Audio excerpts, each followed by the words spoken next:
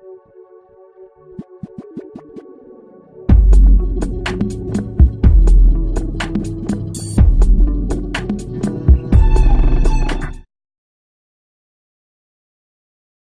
these little like horns, we're like, and we were at the front, and the whole group is following us, and all of a sudden it hit us what we look like.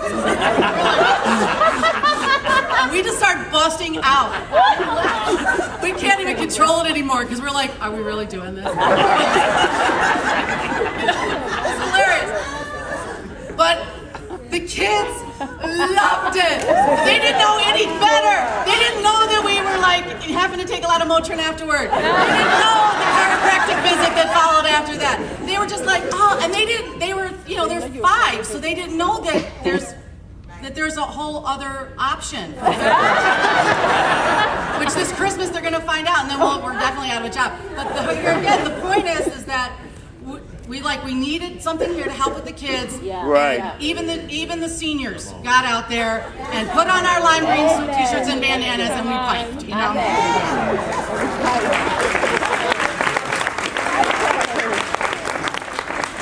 Oh boy, how do we follow that? Okay. All right. Our next point is simply deal with the facts before you act. And okay. We're going to do a little Simon Cowell here, all right? Let's go back to Romans chapter 12. We got to talk a little bit. Romans chapter 12. Let's read verse 3. Come on, Daniel. And before I read this, I want to be very honest here. It may be funny, it may be really hard what we're going to talk about right here, but I'm serious when I say this could quite possibly save some of your spiritual lives. And you'll see what I mean in a minute.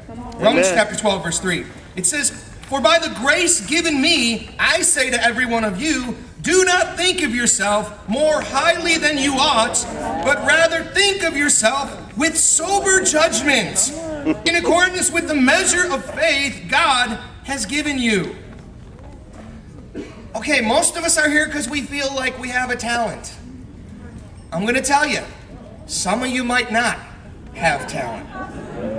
I mean, again, and you know what? As a minister, it's very challenging, and it breaks my heart sometimes when I have to sit someone down and have a sober estimate talk with them. The idea of having gifts is really exciting, unless you find out your gift is being a good listener.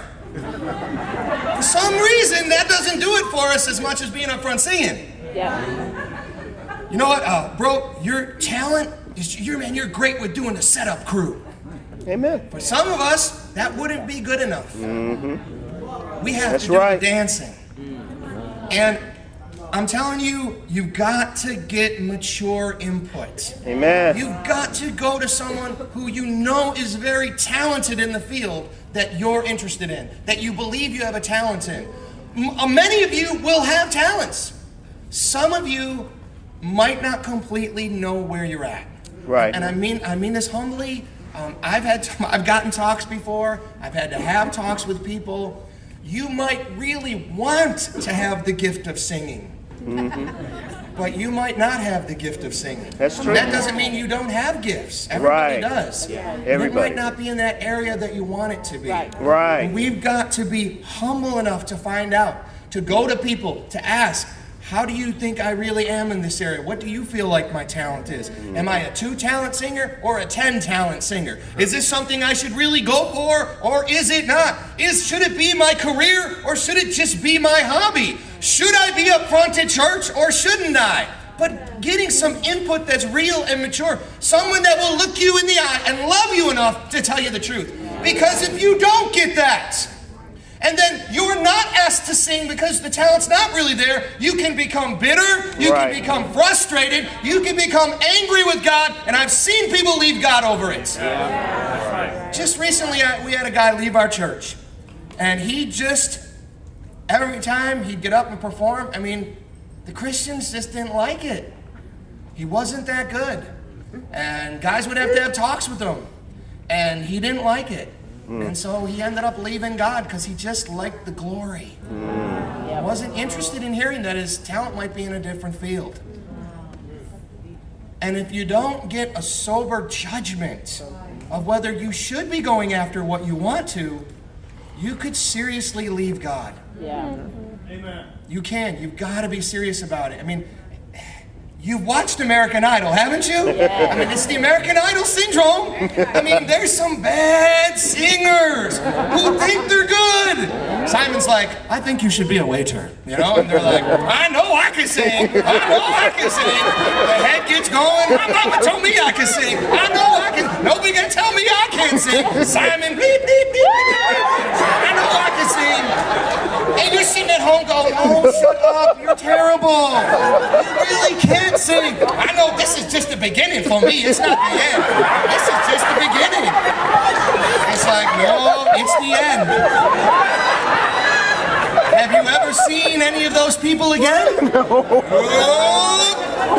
But they're sure they can sing. I know I can. It's like, no, you can't sing. They need a disciple in their life to sit them down and say, you better go to school because you can't sing. And we all laugh at that, right?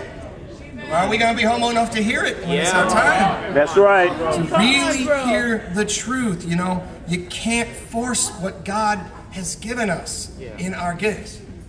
Like even on the American Idol syndrome, usually all those people say, at first they say, well, I'm, whatever Simon and Paul and Randy, whatever they say, I'm just so eager to hear their input. And then they're like, wow, you stink. And they're like, oh! They like, right? They throw the fit. And it's the same, I think we can approach that. To me, anything you need to learn, you need to just watch American Idol as a performer. And it's right there. Save yourself all the trouble. It's every season, it goes through the complete scenario of all the bad things that will happen and the possibilities of how input can go wrong, But it's the same thing with us. It's like we can go into talks with people like Daniel saying like, oh, that's a great idea, Dan. Thanks for sharing that. I think I will talk to somebody, who I consider mature in the faith and everything. And I go in, I'm just ready to hear whatever you have to say. And they're like, well, you know what? You probably need to go back to school and maybe think of some other area. Oh, what do they know? What have they actually done? I'm gonna go find somebody who really knows. And we all of a sudden start dismissing it because they didn't really say what we wanted to hear.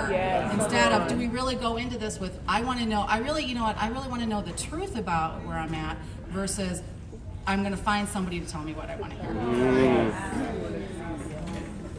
I was going to say, oh boy, yeah, we're going to get a little deeper here. All right.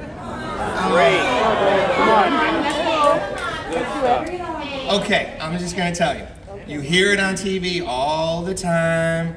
If you could dream it, you can achieve it. Follow your heart. You can be whatever you want to be. Let me tell you, that's not biblical. It's not. I'm telling you. I hear parents tell their kids that whatever you want to be, you can be. That's wrong. It's not right. It's not. I'm just telling you. Oh, yeah, but he said you can move mountains if you got faith.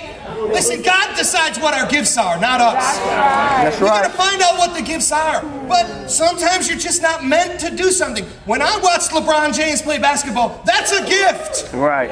You're I right. can lift weights and run and do everything for 20 years. I'll never be him. That's right. That is a gift. When you watch Usher perform and he dances and he sings, it's a gift. There are people that have gifts. I hear Jody, I hear Byron sing. Those are gifts, man. Those are true gifts. And it's amazing when you see somebody like that. Jennifer Hudson sings, it's a gift. That's true. Believe me, I've seen people try to force it and take singing lessons and they still can't sing.